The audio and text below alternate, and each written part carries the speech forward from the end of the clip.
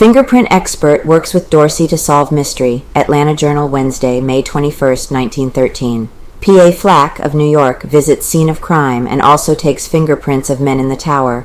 Burns investigator interviews Newt Lee. He is said to be convinced that Negro is innocent. Pinkertons still busy in search for additional evidence. The employment by Solicitor General Hugh M. Dorsey of one of the best-known fingerprint experts in the world on the Phagan mystery was Wednesday's principal development in the sensational case. P.A. Flak of New York City, noted criminologist and a recognized expert on fingerprints, was brought to Atlanta by the Southeastern Banker and introduced to Mr. Dorsey. The expert and the prosecuting officer spent the entire day Wednesday in an effort to find the murderer of Mary Phagan through fingerprints. Together they visited the scene of the crime and also the jail, where they are said to have secured the fingerprints of Leo M. Frank, superintendent of the pencil factory, and Newt Lee, the Negro night watchman, the two men held by the coroner's jury.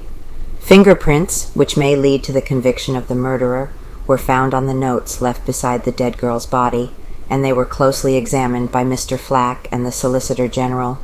Mr. Flak recently attended a meeting of the Georgia Bankers Association at Macon and consented at the request of representatives of the Southeastern Banker to come here and look into the Phagan mystery.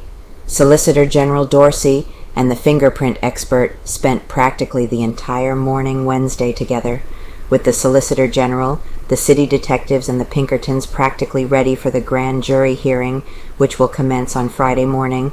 The latest addition to the ranks of the Phagan probers, C.W. Tobey of the Burns Agency, is delving into the past of Mary Phagan and the seemingly unimportant incidents in her life just before her murder.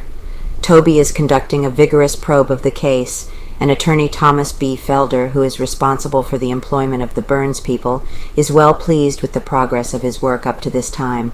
Sees Newt Lee. Mr. Tobey spent an hour interviewing Newt Lee, the Negro suspect, at the Tower Tuesday, and according to attorney Felder, the detective developed an important fact from the Negro, which was not brought out when Lee was on the stand at the coroner's inquest. As the result of his interview with Lee and subsequent developments, it is authoritatively reported that the Burns man is convinced that Lee is eliminated from the case as a suspect, and Mr. Tobey is of the opinion that the Negro made a truthful statement to him, telling all he knows of the tragedy. According to Mr. Felder, the Burns interrogator will be able to establish beyond any doubt the theory that Mary Phagan met her death between noon and 1 o'clock on the Saturday of April 26th. The Burns man, according to Mr. Felder, has developed several additional facts of importance in the case. There is no doubt about it, Mr. Tobey will deliver the goods, said Mr. Felder. Gordon Bailey, the Negro elevator boy, who has been held at police headquarters since a few days after the tragedy at the National Pencil Factory where he worked, was sweated again by the detectives at headquarters Wednesday morning. Like James Connolly, the Negro sweeper, Bailey has been held since the crime largely because it was thought that a continued incarceration might result in the Negro giving information, which the detectives think he has probably withheld.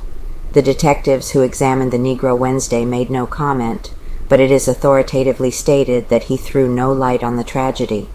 Rumors that Mary Phagan was seen in the afternoon of April 26th have again occupied the attention of the city detectives during the past 24 hours. Mrs. A. Smith of 198 West Peachtree Street declares that on May 5th she heard 3 women discussing the tragedy on Whitehall Street, and one of them stated positively that she saw Mary Phagan about 4 o'clock on Memorial Day.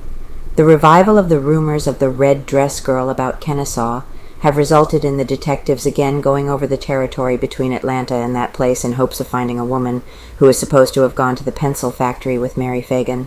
Pinkerton's busy. It was rumored Wednesday that there had been important developments in the Pinkerton investigation of the tragedy. When asked about this rumor, officials of the Pinkerton agency here, who have been actively in charge of the probe, stated that there are no developments of unusual importance. "We have," said one of the officials, "found evidence recently which we consider material to the case, but its nature will not be divulged as it is against the policy of Pinkertons to try their cases in the newspapers. The Pinkerton men have not dropped the probe by any means, and several men are devoting practically their entire time to the Phagan.